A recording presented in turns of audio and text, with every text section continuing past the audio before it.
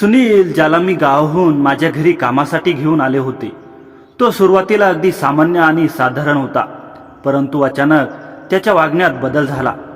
माझ्या घरी मी आणि माझा 1 वर्षाचा मुलगा विहान असे आम्ही दोघे होतो. मी जॉबवर जायचे तेव्हा सुनील माझ्या बाळाला सांभाळायचा आणि तो माझ्या घरीच राहायचा. मी माझ्या आयुष्यात एका मोठ्या फसवणुकीतून बाहेर पडत होते. माझ्यावर विश्वास ठेवायला लावून भविष्य दाखवून माझ्या भावनांशी खेळ करणाऱ्या व्यक्तीने अचानक मला सोडून दिलं होतं. जेव्हा मी त्याला भेटायला कोल्हापूरला गेले तेव्हा मला समजलं की त्याचे जीवन अगदीच वेगळ्या दिशेने चालले होते आणि मी फसवले गेले होते. या सगळ्यात माझा मुलगा विहान माझ्यासाठी सर्वात मोठा आधार होता. त्याच्यासाठी मला मजबूत राहायचं होतं. माझ्या आईवडिलांनी मला पाठिंबा दिला नव्हता आणि मग त्या दिवसानंतर मी माझं जग स्वतः उभं करायचा निर्णय घेतला. काही दिवसांपूर्वी मी सांगलीला गेले होते माझ्या आजोबांच्या 90व्या वाढदिवसासाठी. त्या भेटीने मला पुन्हा थोडी ताकद मिळाली, थोडा आधार मिळाला आणि माझ्या आयुष्यात पुढे काय करायचे ते ठरवण्याची हिंमत मिळाली. आजोबांची मी लहानपणापासून लाडकी होते. त्यांनी माझ्या आईबाबांप्रमाणे मला डावललं नव्हतं. आजोबांनी मला त्यांच्या वाढदिवसाचे निमंत्रण पाठवलं होतं आणि त्यामुळेच मी सांगलीला गेले होते. माझ्या बाळाला तिथे फक्त माझ्या आजोबांनी जवळ घेतलं होतं. विहान त्याच्या आजोबांजवळ खेळत असताना मला ऑफिसमधून फोन आला. फोनवर बोलत मी काही वेळ बाजूला गेले.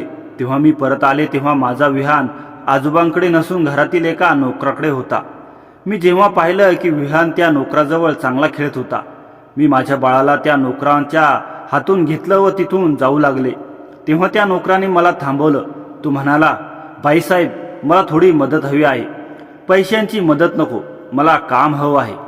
त्याने मला त्याचा परिचय दिला. तो म्हणाला, मी सुनील. मी या घरात गाई व म्हशींचा गोठा स्वच्छ करायचं काम करत होतो, पण मोठे साहेब आता या गाई म्हशी विकायचं म्हणत आहेत. तुमच्याकडे काही काम असेल तर द्या. मला कामाची गरज आहे. माझे आईबाबा ही मजुरी करतात. मला कामाची फार गरज आहे. मी तेव्हा त्याला म्हणाले, माझ्या बाळाला सांभाळायचं काम आहे, पण त्यासाठी तुला पुण्याला यावं लागेल. त्या कामाची मी तुला 8,000 रुपये महिना देईन. सुनील माझ्यासोबत शहरात यायला तयार झाला. विहान त्याच्याकडे चांगला राहत होता आणि तेच पाहून मी सुनीलला माझ्या घरी घेऊन गेले. सुनील तेव्हापासून माझ्यासोबत माझ्या घरी राहू लागला. तो म्हणाला की दर 4 महिन्यांनी थोडे पैसे जमा झाले की मी माझ्या गावी जाईन. सुनील दिवसभर माझ्या बाळाला छान सांभाळायचा. एवढंच काय, तो मला घरातील कामातही मदत करायचा. सुनीलला घरी येऊन आता महिना झाला होता. या महिन्याभरात त्याने माझं मन जिंकलं होतं. त्याच्या काळजीमुळे माझ्या बाळाची तब्येतही छान झाली होती. मला त्रास देणारा विहान आता शहाणा झाला होता. तो सुनीलच्या हातून व्यवस्थित जेवणही करायचा. सुनीलला मी त्याची एक स्वतंत्र खोली दिली होती. एके दिवशी रात्री विहान फार रडू लागला. काही केल्या तो शांत होत नव्हता. बाळाच्या आवाजाने सुनील माझ्या खोलीत आला. त्याने विहानला माझ्याजवळून घेतलं. सुनील जवळ जाताच विहान शांत झाला. रात्र भरली होती. विहान सुनीलला सोडत नव्हता. मग तेव्हा मी सुनीलला माझ्या खोलीत झोपायला लावलं. सकाळी मी उठले तेव्हा विहान सुनीलला बिलगून झोपला होता. त्या रात्रीपासून सुनील विहानसाठी माझ्या खोलीत झोपू लागला. सुनील आल्यापासून सगळं काही छान चाललं होतं. सुनीलच्या कामावर खुश होऊन सुट्टीच्या दिवशी मी त्याला मॉलमध्ये घेऊन गेले. तिथे मी त्याला छान कपडे खरेदी करून दिले व सलूनमध्ये नेऊन मी त्याची नवी हेअरस्टाईल बनवली. सुनील दिसायला चांगला होता, पण तो अगदी गबाळ्यासारखं राहत असे. त्या दिवशी मी त्याचा पूर्ण लुकच बदलला होता. त्याला असा हँडसम अंदाज पाहून मी सुद्धा त्यावर विश्वास ठेवू शकत नव्हते. काल एका गोठ्यात काम करणारा साधारण नोकर एवढा हँडसम आणि स्मार्ट दिसू शकतो याची मी कल्पनाही केली नव्हती. मॉलमधून आम्ही घरी आलो. विहान येताच झोपी गेला होता. मी विहानला खोलीत बेडवर टाकलं. मी बाहेर पाणी प्यायला जाऊ लागले. तो सुनील माझ्यासाठी पाणी घेऊन आला. पाणी पिऊन मी ग्लास ठेवला. सुनील माझ्याकडे मगापासून एकटक बघत होता. मी हातातला ग्लास ठेवताच त्याने माझा हात हाती घेतला. त्याच्या अचानक बदललेल्या वागण्याला पाहून मी जरा हडबडले व डोळे मोठे करून त्याला बघू लागले. तेव्हा सुनील म्हणाला, बाईसाहेब, तुमच्यामुळे आज पहिल्यांदा मी स्वतःच्या प्रेमात पडलोय. आयुष्य खूप सुंदर आहे, फक्त ते आपल्याला जगता आलं पाहिजे. आज माझी कायापलट करून तुम्ही माझ्यावर फार उपकार केलीत. मी खरंच खूप छान दिसतोय. सुनीलच्या चेहऱ्यावरचा आनंद माझ्यासाठी खूप मोलाचा होता. त्याला खुश पाहून मीही खुश होते. दुसऱ्या दिवसापासून तो अगदी स्वच्छतेने टापटीप राहू लागला. गावातील मुलगा म्हटल्यावर त्याची तब्येत चांगली होती. रोज तो घरात बैठकाही करायचा. त्याची उंची ठीकठाक होती. मी त्याला शिक्षणाबद्दल विचारलं होतं, पण तो म्हणाला, आता माझं शिक्षणावरून मन उठलंय. रोज सकाळी ऑफिसला जाण्यापूर्वी मी माझ्या बाळाला भरपूर लाड करायचे. त्या दिवशीही मी त्याला तसेच करत होते. माझा मुलगा विहान सुनीलच्या कडेवर होता. तो खेळत अचानक हलला आणि त्याच्या हालचालीत माझा चेहरा सुनीलच्या गालाला हलके स्पर्शून गेला. मला तो खूपच अवघडल्यासारखं वाटलं. मी लगेच सुनीलला माफी मागितली आणि ऑफिसला निघून गेली. संध्याकाळी घरी आले तेव्हा मला त्या सकाळच्या प्रसंगामुळे सुनीलकडे नीट बघता आलं नव्हतं. मला अजूनही फारच संकोच वाटत होता, पण मला जाणवत होतं की हा सर्व प्रसंग अगदीच अनाहूत आणि नकळत घडलेला होता. रात्री सुनीलने विहानला जीव घालून झोपी घातलं होतं. मग आम्ही दोघे जेवण करायला बसलो. जेवण झाल्यावर मी माझ्या खोलीत गेले. तिथे मी माझी मेडिसिन घेत होते. मला मायग्रेनचा त्रास होता. त्याचीच मेडिसिन मी घेत होते. औषध घेऊन माझं डोकं फार दुखत होतं. माझ्या खोलीत मी डोकं पकडून बसले होते. काही वेळाने सुनील खोलीत आला. मला असं बसलेलं पाहून त्याने काय झालं विचारलं. माझं डोकं खूपच दुखल्याचं सुनीलला कळताच त्याने अगदी साध्या आणि घरगुती पद्धतीने माझ्या कपाळावर हलकी मालिश करायला सुरुवात केली. त्याच्या त्या साध्या काळजीमुळे मला बरं वाटू लागलं आणि थोड्याच वेळात मला झोपही लागली. त्या रात्री मला खूप शांत झोप मिळाली. दुसऱ्या दिवशी आमच्या ऑफिसमध्ये ट्रेडिशनल ड्रेसचे फंक्शन होतं. आज मी गुजराती लूक करणार होते. मी घागरा तर घालणार होतोय, पण वरच्याकडचा नॉट जरा अवघड असल्याने मला तो जमत नव्हता. घरी इतर कोणी नसल्याने मी सुनीलला फक्त मदत म्हणून खोलीत बोलवलं. मी त्याला स्कर्टचा नॉट व्यवस्थित बांधून दे म्हणून सांगितलं. त्याने नॉट नीट घट्ट करून दिला आणि माझी तयारी पूर्ण झाली. मी ऑफिसला निघायला लागले होते तेव्हा त्याने मला थांबवत बाळाचं काजळातून आणलं. बाईसाहेब, हे घ्या विहानचं काजळ. आज थोडं काजळ लावा. आज तुम्ही खूपच छान दिसत आहात, असं तो म्हणाला. त्याच्या या लहानशा काळजीने माझ्या चेहऱ्यावर हसू आलं. त्या दिवशी संध्याकाळी मी घरी आले तेव्हा माझ्यासोबत माझी एक मैत्रीण रिया आणि तिचा प्रियकर करण हे आला होता. सुनीलने आज छान स्वयंपाक बनवला होता. माझी मैत्रीण रिया 2-3 दिवस माझ्याच घरी थांबणार होती. पुढचे 3 दिवस ते जोडपे माझ्याच घरी होते. दुसऱ्या दिवशी रात्री सुनीलने स्वयंपाक बनवला. सुनील रिया आणि तिच्या प्रियकराला जेवणासाठी बोलवायला त्याच्या खोलीत गेला, पण ते दोघेही ड्रिंक करत होते. रिया खूप थकली होती म्हणून ती जेवण न करता झोपी गेली. तिचा प्रियकर करण मात्र आमच्या सोबत जेवायला बसला. जेवत असतानाच करण अचानक म्हणाला, प्राची, तू रियापेक्षा खूप सुंदर दिसत आहे आज. त्याच्या अनावश्यक बोलण्याने मला खूपच अस्वस्थ वाटलं. सुनीलही करणकडे रागाने पाहत होता, पण तो काही बोलला नाही. जेवण झाल्यावर करण त्याच्या खोलीत निघून गेला. तो गेल्यावर सुनील मला म्हणाला, बाईसाहेब, तुमचे मित्र असे का बोललात? मला त्यांचं बोलणं अजिबात आवडलं नाही. मी सुनीलला शांत पण ठाम स्वरात सांगितलं, सुनील, मी तुला घरातील माणसासारखं वागते. याचा अर्थ असा नाही की तू माझ्या पाहुण्यांबद्दल टिप्पणी करावी. तुझं काम म्हणजे पाहुण्यांची सेवा करणं. बाकी मला काही शिकू नकोस. हे बोलून मी माझ्या खोलीत गेले. जरी मी त्याला रागवलं होतं तरी काही वेळाने सुनील माझ्यासाठी पाणी घेऊन आला.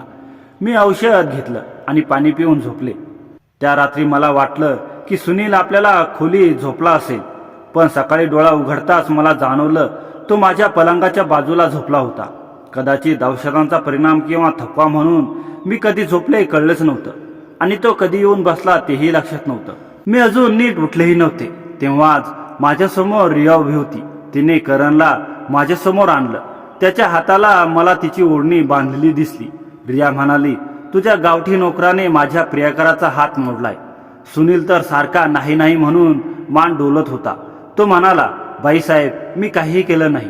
रात्री करण साहेब नशेत होते तेव्हाच त्यांचा झोल गेला असेल व ते पडले असतील. रिया अजूनही नशेत होती असं मला वाटत होतं. सुनीलने माझ्यासाठी त्या दोघांची माफी मागितली. रिया व करण तेव्हाच तिथून निघून गेले. सुनील माझी माफी मागू लागला. मला माहीत होतं त्याने काही केलं नव्हतं.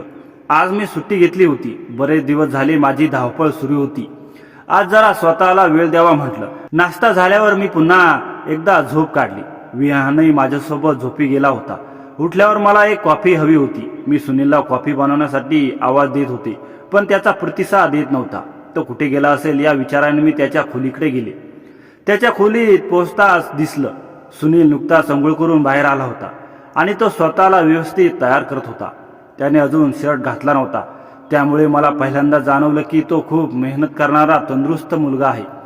असं पाहून मला क्षणभर आश्चर्य वाटलं, कारण मी नेहमी त्याला साधा शांत स्वभावाचा समजत आले होते. मी उंबरठ्यावर उभे राहून हे सगळं पाहत राहिले. कदाचित थकवा, तणाव किंवा मागच्या काही दिवसात घडलेल्या गोष्टी हे सगळं डोक्यात चालू असल्यामुळे मी तिथे काही क्षण न बोलता उभी राहिली. सुनीलने मला पाहिलं आणि किंचित अवघडून म्हणाला, बाईसाहेब काही काम आहे का? त्याचा आवाज ऐकताच मी भानावर आले. मी म्हणाले, हो काम होतं. कॉफी बनवशील का माझ्यासाठी? सुनील मान डोलवून किचनमध्ये गेला. त्या दिवशी ऑफिस नव्हतं म्हणून मी विचार केला थोडं स्वतःचं स्किन केअर करून घ्यावं.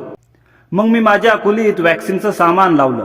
वॅक्स करत असताना चुकून माझ्या हातून बॉक्स जरा जास्त गरम झाला आणि ते माझ्या पायाला लागताच तीव्र वेदना झाली.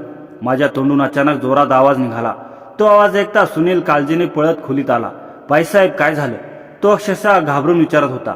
मी पाय दाखवत म्हणाले, अरे माझ्याने वॅक्स जास्तच गरम झालं आणि मला भाजलं गेलं. तेव्हा त्याला माझी जास्त काळजी वाटू लागली. सुनीलने शांतपणे परिस्थिती हाताळली. त्याने गरम वॅक्स नीट काढून टाकली आणि जखमेवर क्रीम लावून दिली. त्याच्या मदतीने घरातील माणसासारखा भावना होत्या. माझा त्रास बघून तो म्हणाला, तुम्ही हलू नका बाईसाहेब, मी आहे ना. तुम्ही जे सांगलाल ते मी करतो. बाळाला मी हॉलमध्ये झोक्यात झोपवले.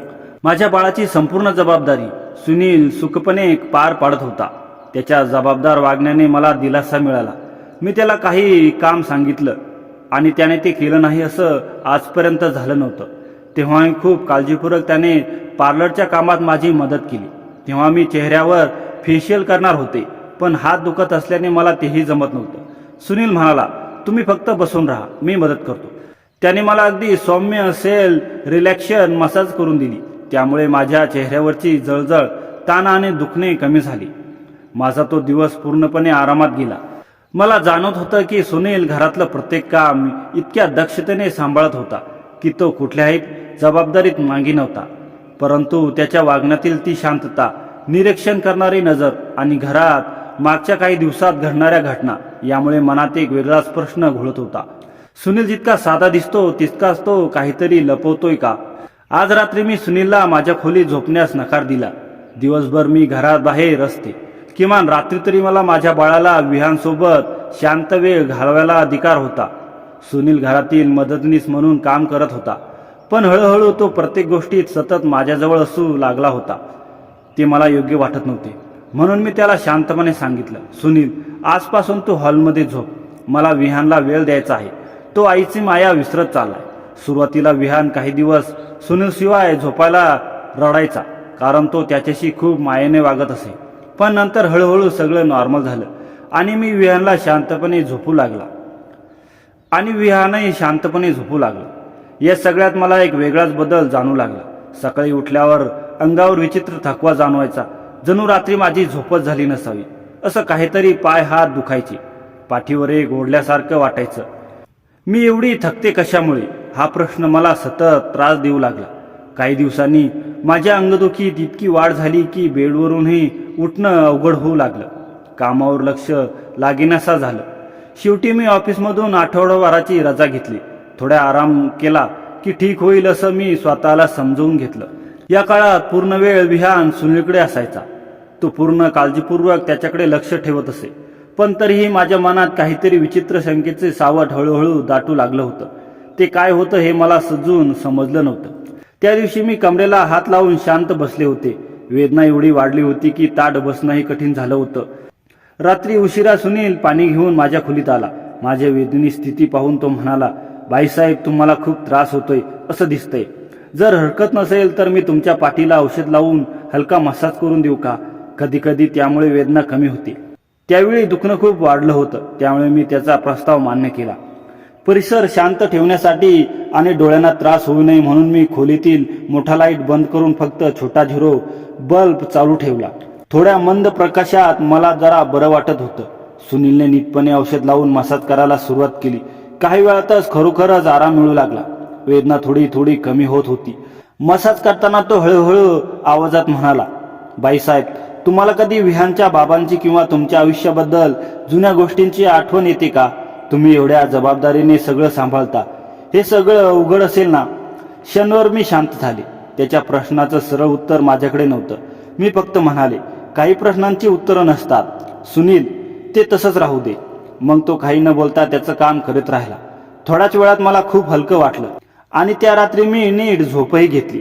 2 दिवसांनी ती तारीख येणार होती ज्या दिवशी मी माझ्या प्रियकराला पहिल्यांदा भेटत होते.